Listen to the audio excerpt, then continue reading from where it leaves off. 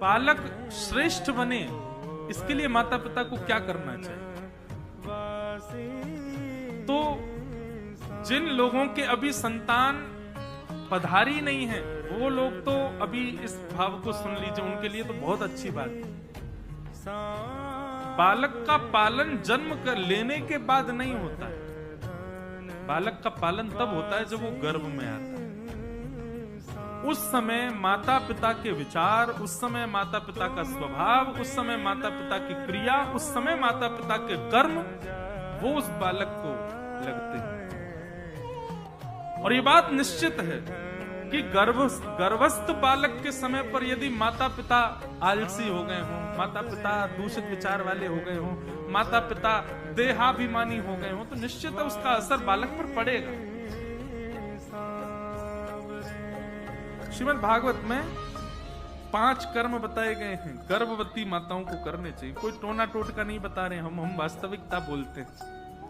सत्यम शौचम दया दानम एक भुक्तुम तु भोजनम वर्षावधि स्त्रिया कार्यम तेन पुत्रोति निर्मल। सबसे पहला सत्य बोले। जब जैसे ही पता चले गर्भ में अब एक बालक है, गर्भ में अब जंतु है, उसी दिन से ही असत्य का सहारा छोड़ दे, चाहे कुछ हो जाए, सत्य ही बोले। बस ऐसी स्थिति ना बने कि पति के ऊपर कोई बहुत बड़ा संकट आ रहा हो, परिवार के ऊपर आ रहा हो, उस समय असत्य से ही काम चलेगा, तो बस एक बार असत्य बोल सकती, नहीं तो वो सत्य ही बोले, सत्य वाचन करे। दूसरा शौचम, यानी अत्यंत पवित्रता का ध्यान रखे, तन को भी पवित्र रखे, बुद्धि को भी पवित्र रखे, अपने आसपास के वातावरण को भी पवित्र रखे, कोई गंदा बोले ना, कुछ गलत देखे ना। 9 महीने यदि मां तपस्या कर ले तो उसका बालक स्वामी विवेकानंद जैसा ही होगा, श्रीमद् रामानुजाचार्य जी जैसा ही होगा, भक्त साल्वे जगन्नाथ जी के भक्त, उनके जैसा ही होगा। वो बालक कोई साधारण नहीं होगा, वो कोई अतिश्रेष्ठ ही होगा। बस 9 महीने तप कर ले मां। और ऐसे बालक ज्यादा चिड़चिड़े भी नहीं होंगे। कई माताएं तो इसीलिए चिड़चिड़ी सी रहती हैं, उनके बालक इतने ज्यादा ऊधम, इतना चिल्लाते चीखते हैं कि मां ही चिड़चिड़ी हो, क्या करूं, कहां ले जाऊं इसको, ऐसा बन गया है। ये इसलिए बन गया है क्योंकि आप भी बहुत चिड़ी होंगी जब वो गर्भ में होगा।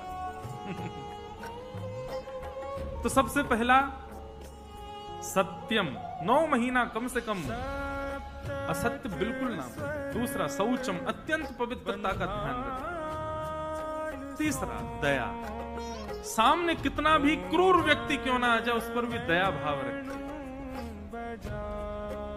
और चौथा दानम, नित्य कुछ ना कुछ दान करे। और 5वां और अंतिम, कठिन है पर करने योग्य है, क्या? एक भुक्तुम तु भोजनम, जो भोजन है वो एक ही बार ग्रहण करे, बाकी के समय फलाहार और प्रसाद और बहुत हल्का भोजन रखे। इस प्रकार के 5 नियमों का पालन करते हुए, तप करते हुए यदि बालक को जन्म दिया गया, और नित्य भगवान को स्मरण करे, सुबह उठते ही, रात्रि सोने से समय और मध्याह्न भोजन के समय, 3 बार तो कम से कम रोज भगवान का स्मरण करे। 9 महीने तक यदि कोई माँ इस प्रकार का नियम पालन कर ले, तो यहां पर लिखा है तेन पुत्रोति निर्मल, उसका बालक ऐसा होगा जो या तो सृष्टि, समाज या पूरे विश्व का काया पलट कर सकता हो। गौरव होगा मां को कि ये मेरा पुत्र है। और वो बालक, उसकी परवरिश, फिर उस पर जन्म लेने के बाद ज्यादा ध्यान ना भी तो चलेगा, वो अपने आप ही उसका निर्माण हो जाएगा। क्योंकि निर्माण बुद्धि का होना चाहिए, और बुद्धि का निर्माण गर्भ में ही होता है। इसलिए संतान उत्पत्ति का क्रम जो है बंधुओं, ये बहुत सेंसिटिव होता है। इसको बहुत ध्यानपूर्वक ही माता पिता को करना चाहिए। तो धुंधुकारी महान दुष्ट हो गया, गोकर्ण पंडित ज्ञानी बना।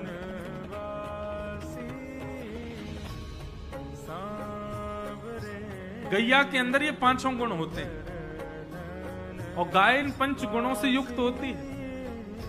इसीलिए उसके बालक संतान, उसकी बच्चियां भी हो तो भी वो कल्याणकारी होती है, बछड़ा वो भी कल्याणकारी होता है। हम मानवों के ही राक्षस होते हैं बालक, क्यों? हमारी बुद्धि राक्षस है, हमारे हृदय राक्षस है। तो धुंधुकारी महान दुष्ट हुआ, उसकी दुष्टता के कारण पिता ने घर त्याग कर दिया, मां ने कुआं में कूद के प्राण त्याग दिए। गोकर्ण जी महाराज ने पिता को ज्ञान उपदेश दिया, ज्ञान उपदेश लेकर के पिता ने अपना उद्धार किया। धुंधुकारी मृत्यु के बाद प्रेत बना, उसको प्रेत योनि से मुक्त करने के लिए गया जी में श्राद्ध तक किया, लेकिन तब भी वो प्रेत योनि से मुक्त नहीं हुआ। क्यों नहीं हुआ? क्योंकि गोकर्ण जी महाराज जिस नाम गोत्र से श्राद्ध कर रहे थे वो उसका गोत्र था ही नहीं, वो तो किसी अन्य का पुत्र था, उसकी मां दूसरी थी ना। इसलिए गोत्र गलत होने के कारण वो प्रेत योनि से मुक्त नहीं हो पाए। तब क्या करें? तब सूर्य नारायण से पूछा कि ऐसे प्रेत योनि में बंधा हुआ व्यक्ति जो श्राद्ध आदि से भी मुक्त ना हो रहा हो, उसके लिए क्या किया जाए? तब सूर्य नारायण भगवान ने बताया कि भैया ऐसे में तो केवल एक ही सहायता हो सकती है। क्या? कि श्रीमद् भागवतम शास्त्रम प्रेत पीड़ा विनाशिनी। श्रीमद् भागवत की कथा ही है जो केवल प्रेत पीड़ा से आपको मुक्त कर सकती है, अन्य कोई क्रम ऐसा नहीं है। श्रीमद् भागवतान मुक्ति सप्ताहम वाचनम कुरु इति सूर्यवचः सर्वै धर्म रूपम विश्वतम। सूर्य नारायण ने कहा कि भागवत की कथा कराओ, कितना भी भयानक प्रेत योनि में क्यों ना हो, मुक्त हो जाएगा। मैं सदा ब्रज में रहता हूं, पर प्रत्यक्ष दर्शन मेरा असंभव है। क्यों? क्योंकि वृंदावन का प्रत्येक कण मेरा ही स्वरूप है, वृंदावन के प्रत्येक वृक्ष मेरे स्वरूप हैं। मैं वृंदावन ही हूं, वृंदावन से अलग नहीं हूं मैं। उद्धव बोले तो फिर मुझे पागल क्यों बनाया आपने? मेरे साथ ये सब क्यों किया कि तू जा वृंदावन की मुझे बहुत याद आती, आदि आदि ये सब लीला मेरे साथ क्यों की? जब आप ही वृंदावन हैं, वृंदावन आप में ही है, सब सखा ग्वाल बाल और ये सब आपके अंदर विद्यमान है, तो मुझे क्यों भेजा वहां पर? भगवान बोले मैंने तुझे पहले भी कहा थी, तू ज्ञानी था, तू विरक्त था, तू श्रेष्ठ था, पर प्रेमी नहीं था, इसलिए तेरे अंदर प्रेम जागृत करवाने के लिए तुझे वृंदावन भेजा था।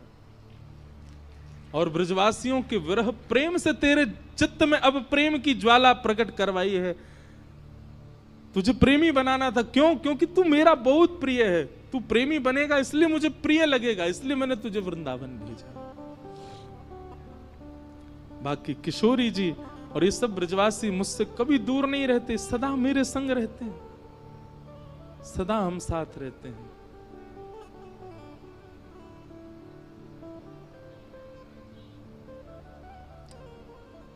ऊधो सूधो है चलो सुन गोपिन के बोल, ज्ञान बजाई डुमडुमी प्रेम बजायो ढोल।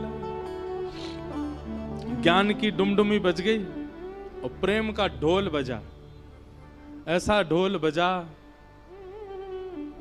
उद्धव जी मानो गाने लगे, सबसे कह रहे हैं क्या? प्रेम नगर मत जा मुसाफिर, प्रेम नगर मत जा। प्रेम नगर मत जा मुसाफिर, प्रेम नगर माने हमारा वृंदावन, और मुसाफिर मतलब घूमने फिरने वाला। ए घूमने फिरने वालों, फोटो खिंचाने वालों, मत जाया करो वृंदावन। आप तो शौक शौक में चले जाते हो घूमने वृंदावन, किसी दिन वृंदावन ने पकड़ लिया ना, कहीं के नहीं रह जाओगे फिर। इसलिए उद्धव जी महाराज कह रहे हैं, जा दूध का जला छाछ फूक फूक के पीता है, उद्धव जी सबको समझा रहे हैं, मैं वृष्णियों का मंत्री, मैं बृहस्पति का शिष्य उद्धव, मेरी दशा क्या हो गई देख लो। इसलिए भैया घूमने फिरने वाले, मौज उड़ाने वाले वृंदावन मत जाया करो। काउदना यदि कन्हैया ने तुम पकड़ लिए, काउदना वृंदावन